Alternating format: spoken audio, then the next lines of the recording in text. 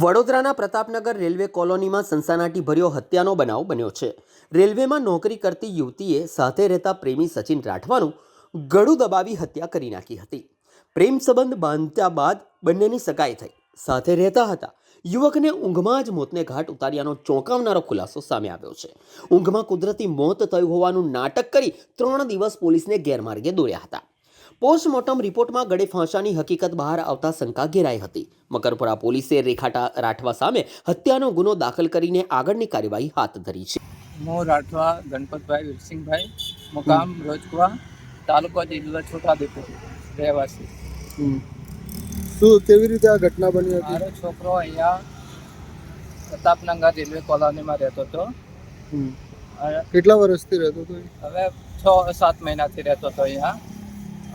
એને સાથે છોકરીનો જે મેરેજ સગાઈ કરેલી છે એની જોડે રહેતો હતો। તો જી શું થયું? અમારા છોકરાનું એ છોકરી મર્ડર કરાવી દીધું કે પછી એ જાતે કર્યું હોય। કેવી રીતે મર્ડર કર્યું? કેવી રીતે તમારી છોકરાથી કોઈ વાતચીત થઈ હતી? જ્યારે મારા છોકરા તો મને કલાક પહેલા વાત કરી હતી કે પપ્પા રેખા મારી સાથે લગ્ન કરવાની ના પડે, કેમ કે અત્યારે લગ્નની બિલકુલ તૈયારીમાં હતો। મેં 3જા મહિના માર્ચ મહિનામાં લગ્ન હતા, 23 તારીખે એનું લગ્ન હતું, એટલે લગ્નની તૈયારીમાં હતો। આગલા દિવસે મારો છોકરો મારા ઘરેથી જ આવ્યા, આગલા દિવસે બંને જણ જોડે આવ્યા અને ત્યાં બધે ડીજે અને પછી બગી આવવા બધાને તારીખો આપી કે મારે મેરેજ 23 તારીખના છે, તો બધા તારીખ નોંધ દીધો। આવું એમ બધું આયોજન કરીને આવ્યો અને પછી બપોરના સમયે 2-2:15 વાગે છોકરો મને જણાવ્યું કે પપ્પા મારી સાથે રેખા લગ્ન કરવાની ના પાડે।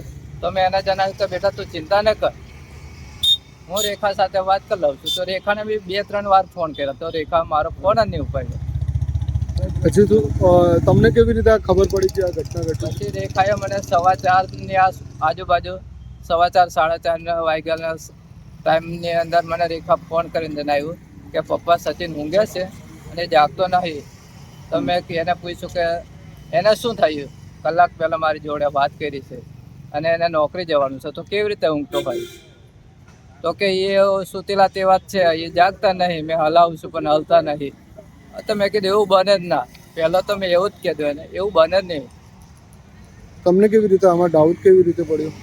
ડાઉટ તો મને એવું થયું કે મારા છોકરાને આ ચોક્કસ ગમે તે હત્યા કરી હોય એવું લાગ્યું જ, મને ડાઉટ જ ગયો। તો તમે અહીંથી બોડી લઈને નીકળી ગયા હતા, તમને કેવી રીતે પોલીસે સંપર્ક કર્યો પછી કે પોસ્ટમોર્ટમ માટે? ના, રેખાએ મને ફોન કર્યો એટલે મેં મારા કુટુંબ પરિવારને લઈને અહીંયા અમે આવી ગયા હતા પહેલાં। પછી ખબર પડી કે છોકરો ખલાસ થઈ ગયેલો છે, પછી અમે આગળની કાર્યવાહી પોલીસ દ્વારા કરાવી। એટલે પીએમમાં લઈ ગયા, પીએમમાં બી રિપોર્ટમાં બી આવી ગયું કે છોકરાનું મર્ડર થયેલ જાહેર થઈ ગયું। તમારું નામ શું છે? મારું નામ રાઠવા ગણપતભાઈ વીરસિંહભાઈ, તાલુકો જિલ્લો છોટાઉદેપુર, ગામ રોજકુવા।